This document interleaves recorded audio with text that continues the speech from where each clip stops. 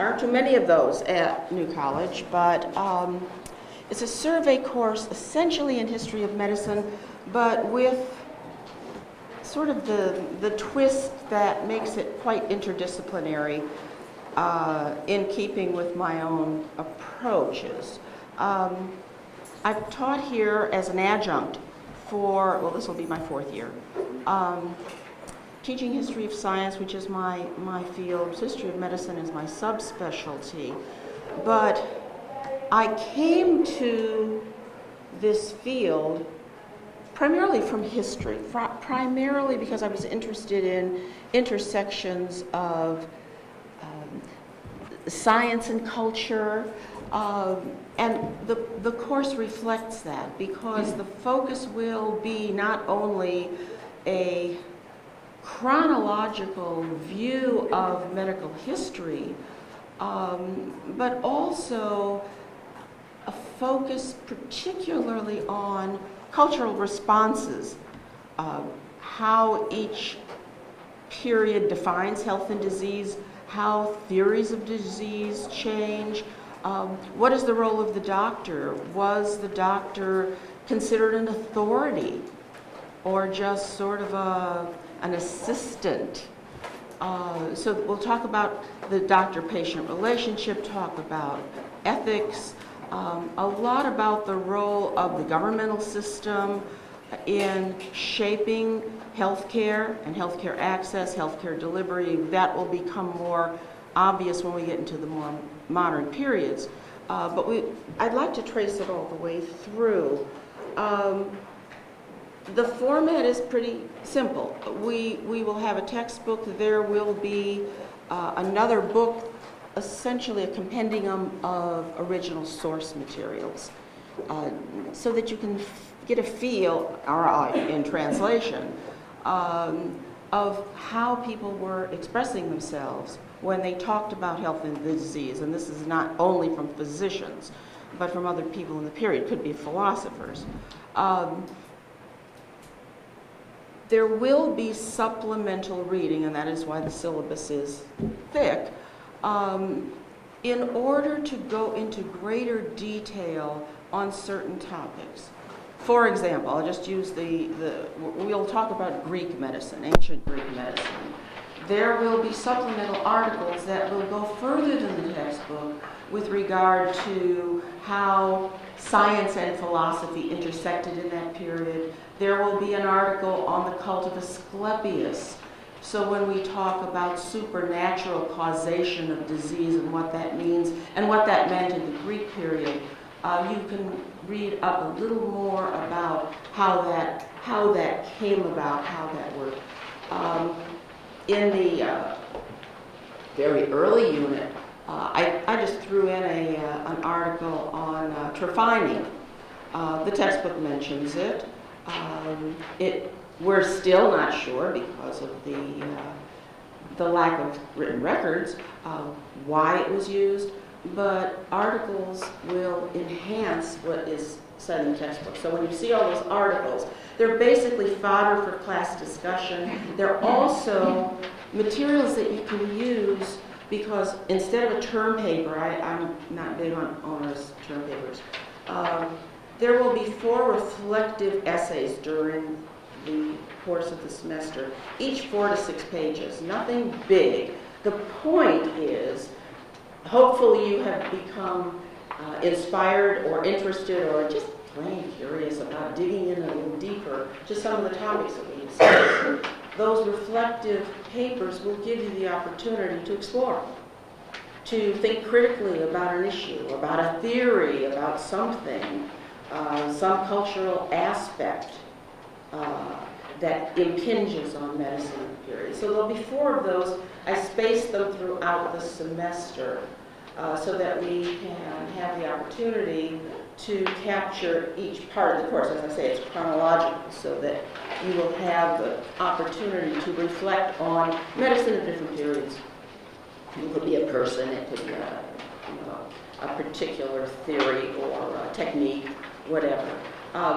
No science background is required for this. I have just a general science background. I did not major in science. So obviously, if you have scientific knowledge to bring to this course, that's a plus. That will help us. But basically, it is going to talk generally as a survey. It starts in prehistory and goes to the present. We're basically going to skim over the surface of the history of medicine, but by doing that, hopefully you will gain a deeper perspective of the changes that have taken place. So that's sort of the focus of the course and how I plan to manage it. I've set up Moodle already. We can have discussions on Moodle. We can have discussions in class.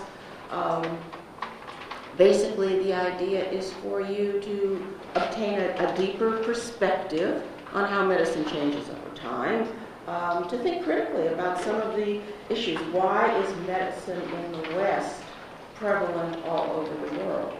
What made that happen? All right, we can talk about the political aspects, colonization, etc., but there are other things that we can consider.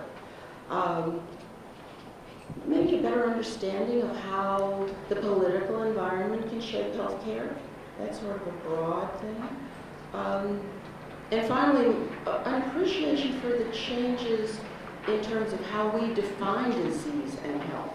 Much of it is personal.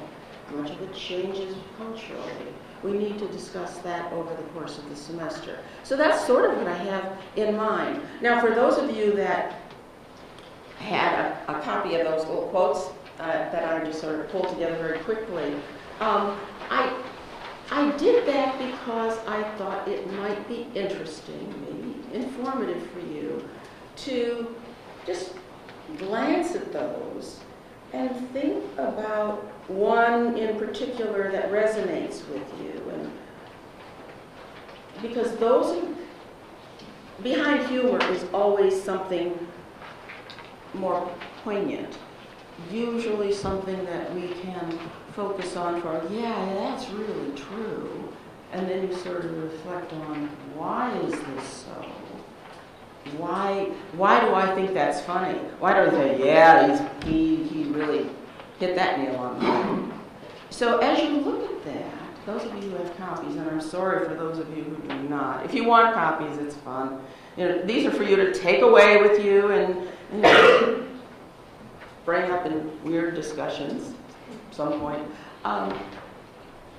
But as you look over them, are there ones that seem to resonate? And why? Anybody want to venture?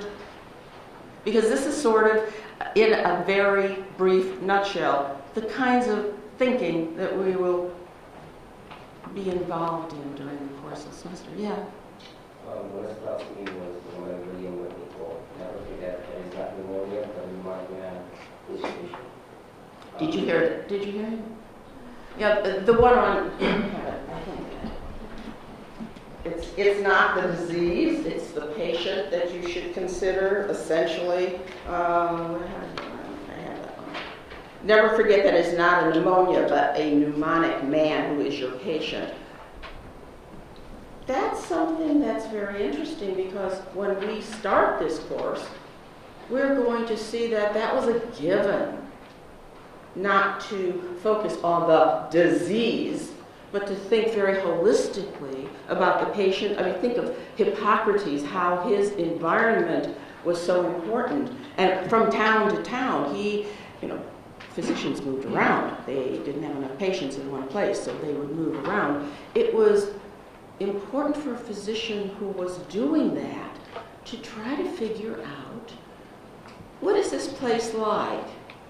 Is it rainy all the time?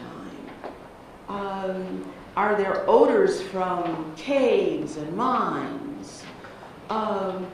So that when he came to the town, he was already aware of the environmental circumstances in which his prospective patients lived, and could factor that in when he looked at them in their illnesses and tried to figure out appropriate treatments.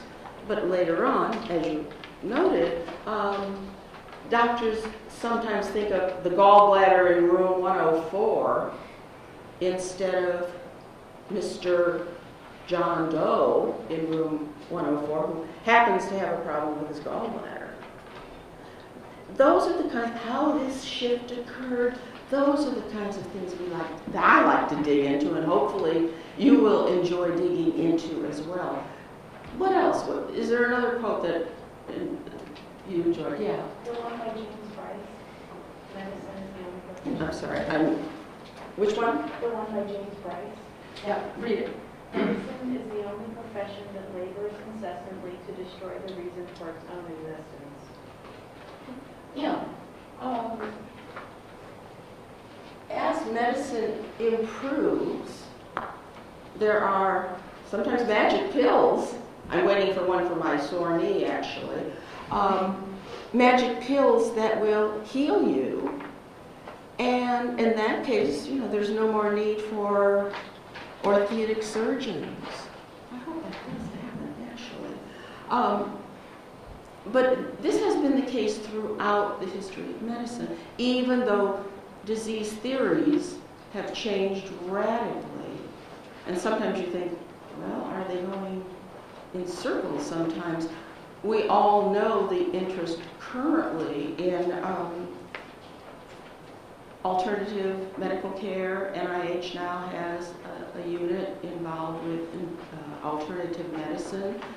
And in the early part of the 20th century, people would think, well, we're far beyond that at this point, but we're bringing back some things. But even with that, it does appear that cumulatively over time, there are diseases, ailments, whatever, that are easily remedied without you having to go to the doctor. And that is true, that march of medicine, which used to be, of course, in old textbooks, the only way that was taught, the march of medicine was constant progress. We're going to sort of poke holes in that through this course without totally losing sight of the fact that, yes, it has been improved over time. Anything else? One more, I think we can take.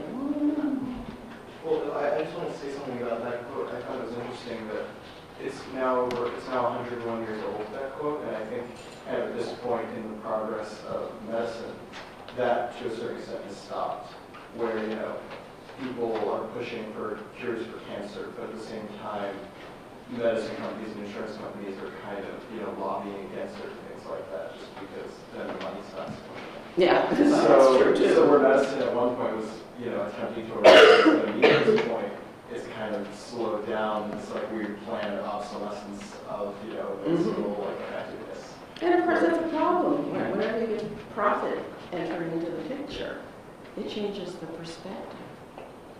Well, I don't want to run over.